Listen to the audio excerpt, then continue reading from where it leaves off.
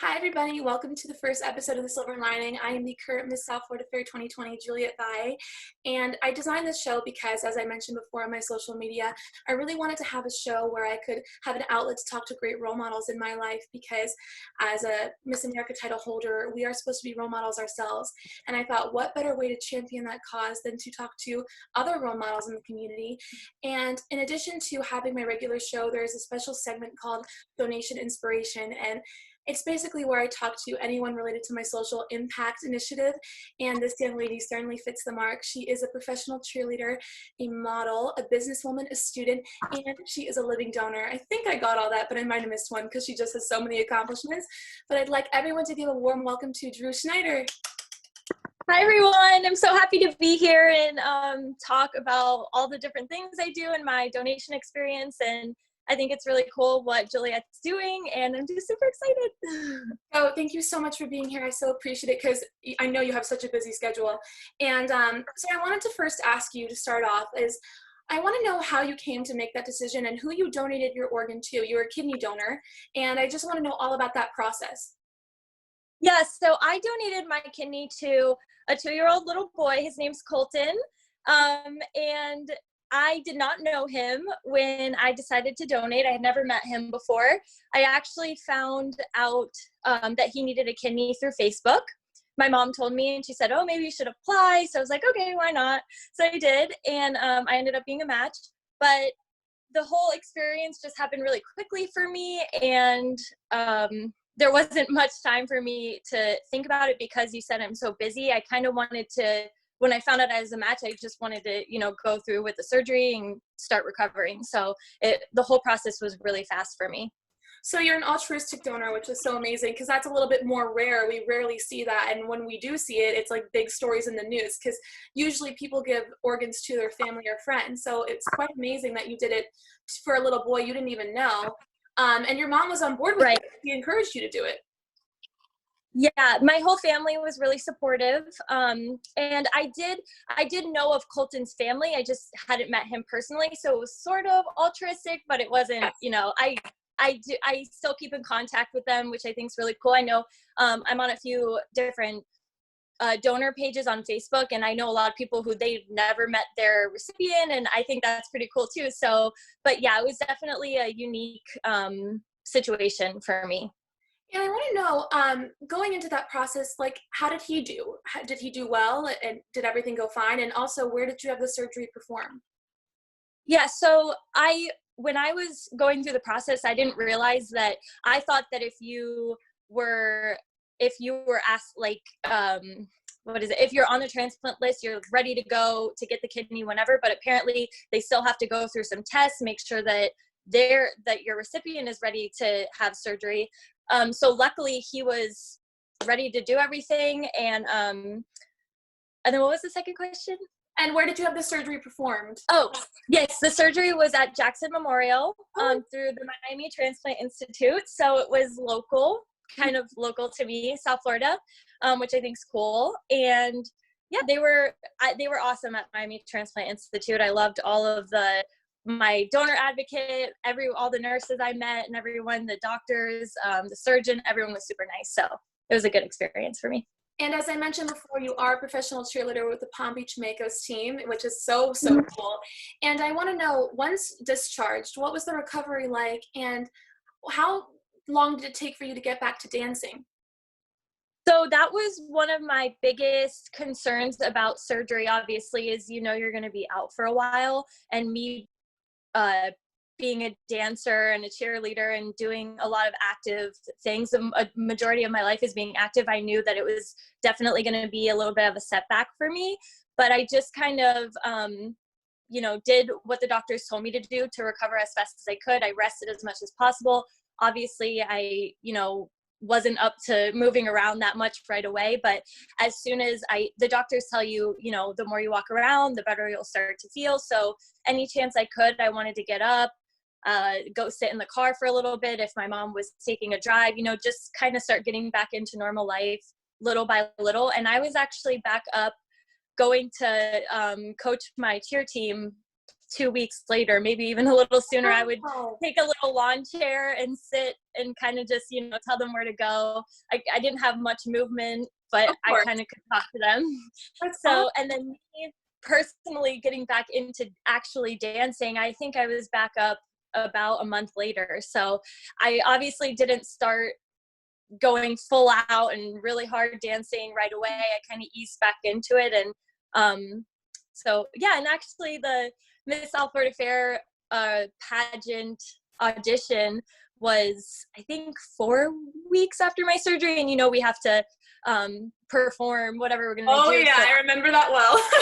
yeah, that was really tough for me because I was like, I can't dance. But luckily I was still able to do the pageant, which was really cool. So everyone kind of worked with me and knew the situation. They were obviously really proud and excited for me. So they kind of just worked with what I could offer them. So.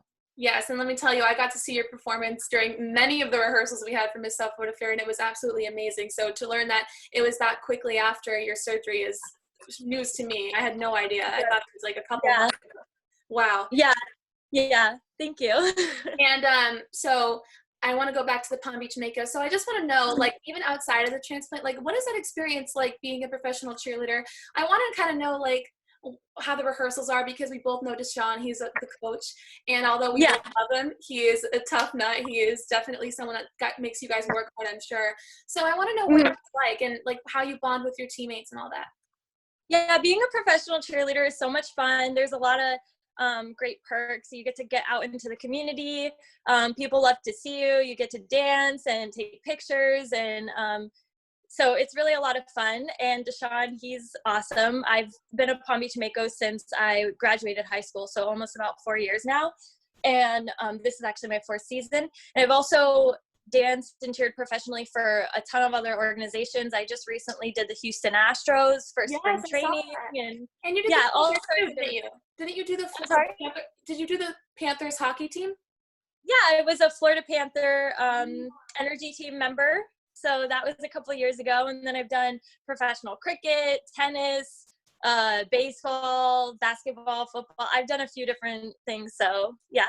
Wow, that's awesome. And so your costumes, as you know, like for sporting, football costumes, the costumes are usually pretty tiny and revealing, and you have your scar. And I just want to know what that's like for you. You're very open about it. And of course, again, the uniform's revealing, so you can see it clearly. And what is that like for you? Yeah, so I actually think it's kind of cool. It's a conversation starter. Our stomachs are usually out for most of our uniforms, and I haven't really been self-conscious about it or anything. I think it's something to be proud of. And like I said, it's a conversation starter, so it hasn't really been any different for me. I don't feel less than, I feel more. So I love it. I love the scar. And I absolutely love it too, because, like you said, it is a conversation starter, and then you launch into this, oh, I'm a kidney donor, and that gets people thinking about it. So it's almost like you're displaying it with pride. It's like a symbol of pride for you, and I love that. Yeah. I mean, really, it is a symbol for me of, helping a little boy who was very sick and, on dialysis and just wasn't able to move forward with his life like a toddler should. And so for me, it's not just a scar, it's so much more than a scar. So I really am so proud of my scar. So you did save a life, and that's what that symbolizes. So I commend you for that. And I want to go to South Florida Fair because first I want to talk about you competing, and then I want to talk about your platform. But I want to know, you placed very highly in the pageant. You placed 2nd runner-up, is that correct? 3rd runner-up, okay. And but you did very well. And I was wondering, are you considering going back into pageants with your strong talent and your obviously very strong platform? Yeah, so that was my 3rd year doing the Miss South Florida Fair pageant, and it's the only pageant I've ever done, but I've done it every year. And I really just like that pageant because, as you know, which other people might not know, we have a lot of rehearsals, and I love getting to bond with the girls and stuff like that. So I know a lot of the other pageants, you kind of just show up the day of, and so I really like the Miss South Florida Fair Foundation. I've thought about reaching out into other pageants, but I just haven't haven't done it yet. So I'll definitely be back at the Miss South Florida Fair pageant next year, and then So we will be reunited and experiencing the rehearsals again. Yes. But yeah, no, some other pageants have time constraints and all that, so they can't really have the availability or the space to do a lot of rehearsals. But we had, I think we auditioned in November and the pageant was in late January, so we had over 2 months and rehearsals basically every weekend. And we bonded so much. Like when I tell you that was like a sisterhood, like it doesn't sound like a long time, but what we went through together was like so bonding. Like I became friends with every single girl in that pageant by the end. So I totally agree with you. Yeah, I follow everyone on Instagram now, and we're always messaging each other and commenting on each other's photos, and stuff like this. Had I not done the pageant, we would have never met. Exactly. And we wouldn't have been able to do this interview. So I think that that's just so fun that we get to connect and network, and our mentors are amazing, and just the whole experience is really fun. So. And Deshaun's also on the Miss South Florida Fair board, so he is in two aspects of your life. Shout out to Deshaun, we love you. Yeah, I can't get rid of him. He's everywhere. I know, everywhere. So, and I also want to know about your platform. One of the requirements to compete for the Miss America organization is to have a social impact initiative, and yours is also about organ donation, and you're also a living donor, so it's pretty amazing what you do. And I want to know more about your platform. Yeah, so basically my platform was, pretty much the same thing as yours, just living organ donation and promoting. I specifically wanted to promote living organ donation because, as you probably know, there's a lot of benefits over, deceased organ donation, which is still amazing, and I think people should still do and consider. But, the benefits of living organ donation could really be life-changing for a lot of people. So that was specifically what I was trying to encourage people to do. And really, I just wanted to get as many people to apply to be a living organ donor, even if they didn't go through with it. The first step is really important. So I figured that's really what I was focusing on, is just applying to be a living organ donor, and then see, maybe you'll have a change of heart, you'll want to do it one day, but just being, part of that family. So. And you're living your platform, like you've lived it, you've gone through it, which is amazing. And also what I think is so inspiring, I think every organ donor, like you said, deceased or living, is so inspiring, no matter what their circumstances are. But you are young, you're beautiful, you're a professional cheerleader, you're an active public figure, and I just think it's really cool to see someone like that being a living donor and advocating for that, because that's more rare than we think. And I'm actually glad that you brought that up, because something that I realized is a lot of people, when let's say my mom needed a kidney and I was asking everyone I know, please donate, it's different coming from someone who needs the kidney from someone who no one in my family needs a kidney. No one close to me needs a kidney right now, but I'm still out there advocating for the people who, do need it. And when people look into that a little bit more, they're like, oh, well, she's not just telling us to do that because her mom needs a kidney, So that's actually a really good point that you brought up. And I also wanted to show, I've been very vocal about my donation on Instagram and Facebook and stuff, because I want to show people that, yes, I donated my kidney. I was in surgery, I was out for a little bit, but now I'm getting back into it. There's not a lot of restrictions. I'm going to live happy, healthy, just the same as everyone else. So I think it's just almost like living proof that you can help save a life and continue to, move on with yours. Because like we were talking about before, you literally competed in one of the state's biggest local pageants a few weeks after. You were dancing with a professional cheer team. Like, you were doing big activities. And normally I think people think there's a lot of myths about organ donation that you're dispelling as well. And I think one of them think you'd have to be, bound to confined to sitting and not doing much, but you're dispelling that, and you're showing people that you can go on. And, in addition to advocating and promoting living organ donation, you're also dispelling the myths that surround it. As you know, there are a lot. And a lot of people don't know that you can live a completely normal life with just one kidney. Most of us are two, but you only need one. Yeah, I had no idea. If you would have asked me the day before I decided to apply and go through all this stuff, I would have had no idea that you could donate a kidney, live happy. Like, I was completely ignorant on the situation, and never did I think that I was going to be an organ donor, much less a living organ donor. I was actually afraid. I know there's like I don't know what it's called, a myth that, you know, if you are an organ donor and you go to the hospital, they'll just let you try to take your organ. They're like, oh, she's an organ donor? All right, well. Yeah. So I actually, that's what I was thinking for the longest time. I heard it somewhere and it stuck with me. So until I became more educated, I didn't know. So now I'm just hoping that, you know, people can see that it's not like that. So, yeah. No, and I mean, you're not the only one. A lot of people think like that, and that's like one of the biggest things here. And at one point in time, before I got my learner's permit, I thought that too, because people promote that rumor, and they're like, "Oh, the doctors will try less hard to save you because they want your organ," but that's not true. Drew is living proof of that. There you go. And so I want to know what. Oh, well, first off, I want to talk about your business. You mentioned to me that you and your mother co-own a business called Coastal Athletics, and you're very young to have your own business, so I really am curious to know about that. Yeah, so my mom and me decided when I graduated high school that we were going to start a little cheer team. Not even a team. We were just going to start having classes, and because I loved to coach, I loved to cheer, and it was kind of coming to an end for me. So we rented out some space at a local high school and just started having classes, and eventually it ended up growing to now over hundreds of athletes we have taught and are on our team, and I love them so much. It's my pride and joy, Coastal Athletics, and we just do all sorts of things, all-star cheerleading, dance, ninja classes, tumbling, camp. Yeah, ninja classes for the boys. It's super fun.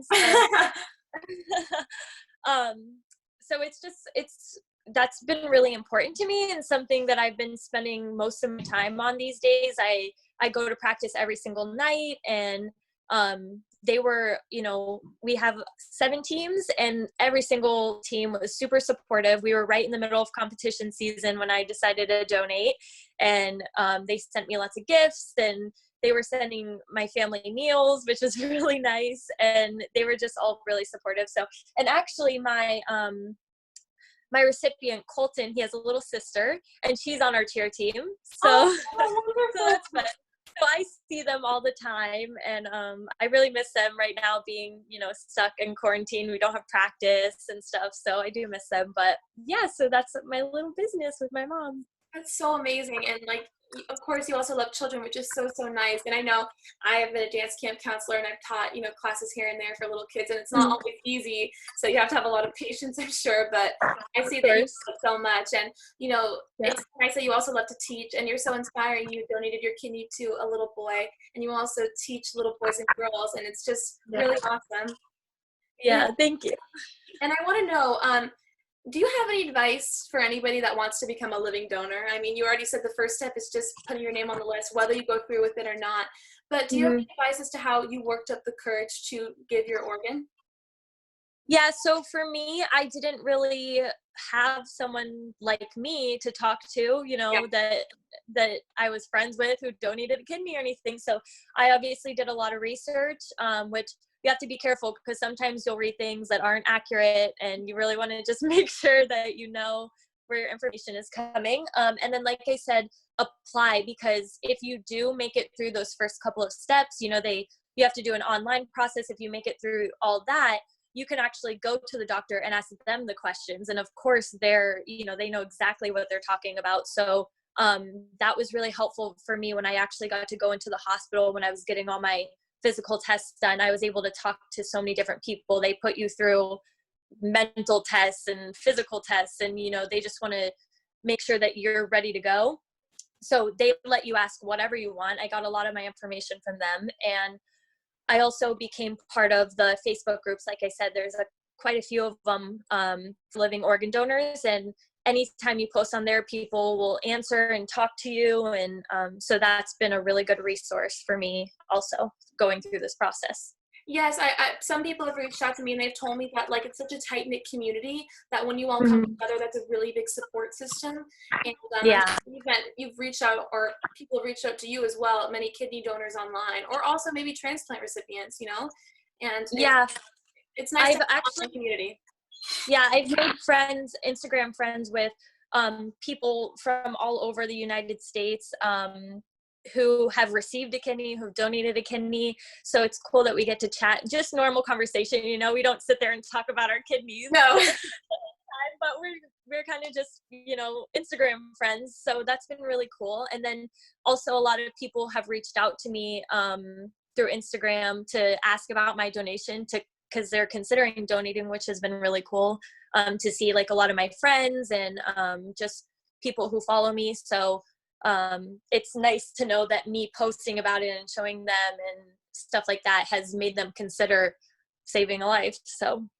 And, you know, I think it's pretty amazing that you're using your social media platform to, you know, encourage people to donate, and you're reaching out to others and talking to others. And I think what stood out to me that you said is that we don't sit there all day and talk about, you know, our transplant or the organ we received.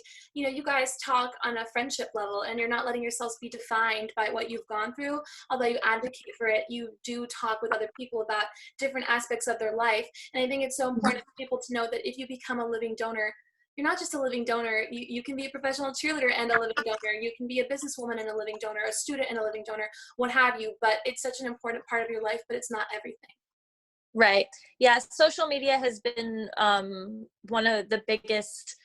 It's truly, like, our world revolves around social media right now. So, of course, there's, you know, stigmas about posting, oh, I donated my kidney on the internet, you know, like, but I think it's important that people see it, because I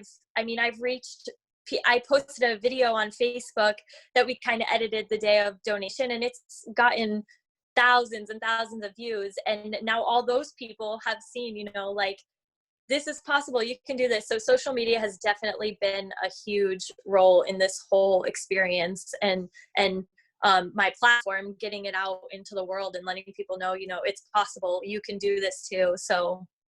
And I think what's so nice is that the organ donation community online is so prevalent. Like, you know, when I started posting, I got so many people reaching out to me, which was so cool to me, because I was like, wow, you know, but when they're represented just like you're representing so many, it's very inspiring and encouraging to them, because I don't think organ donation is talked openly, you know, about it enough.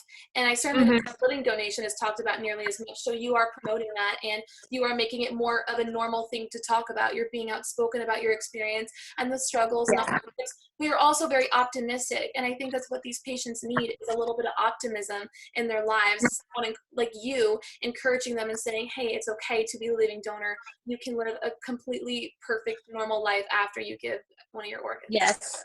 Yeah, I think that I think it's also refreshing for people who need a kidney, because I've actually had friends reach out to me who I didn't even know were struggling with kidney disease or some sort of thing like that. And they've reached out to me and said, thank you so much. You know, I haven't posted about this, but I'm really sick and I'm going to need a kidney soon.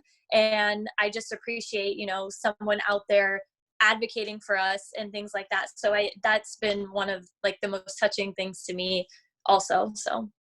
And speaking of social media, I want to know, you do have your regular social media, so I'll post that. But I want to know, do you have one for Coastal Athletics as well, so I can promote it and, you know? Yeah, I have it an Instagram and a Facebook, so I'll send you that. Perfect. So that you can put it with it. Yeah.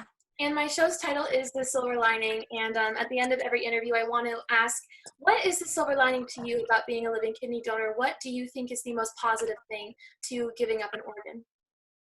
I think that the coolest thing about the whole situation is that you're not only helping one person, you're helping the entire transplant list.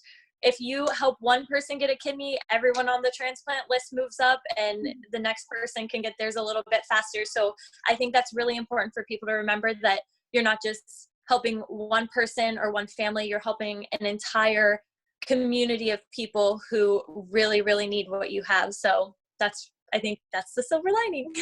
Yes, and you know that how long the wait list can be, but like you said, that's actually an excellent point. I'm so happy you said that, is that I'm not just helping the person I'm giving the kidney to, I'm moving everyone else up one place, because that makes the wait that much shorter.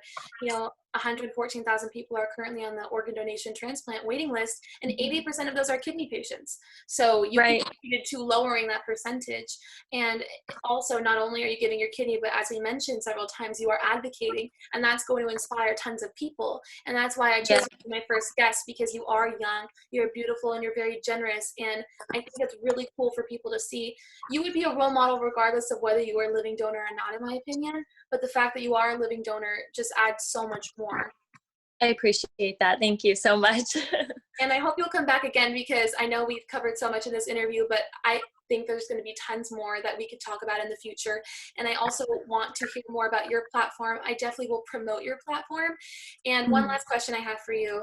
Yeah. I'm collaborating with a team called LGLOTs. It's Love God, Love Others. And they are helping create a shirt that says, Love God, Love Others, Be a Donor. And I was wondering if I sent you one, you would wear it and promote it. Yeah. Of course, yes, I would love that. Okay, well, thank you so much for coming, Julie. You are truly such an inspiration, and I'm so happy to have you here as my first guest. Thank you for having me. It was so much fun talking, and I look forward to watching the video. Yes, and I will post all your social media links so people can keep up with you. But all right, everybody, thank you so much, and be sure to check out Julie on Instagram. Bye. Bye.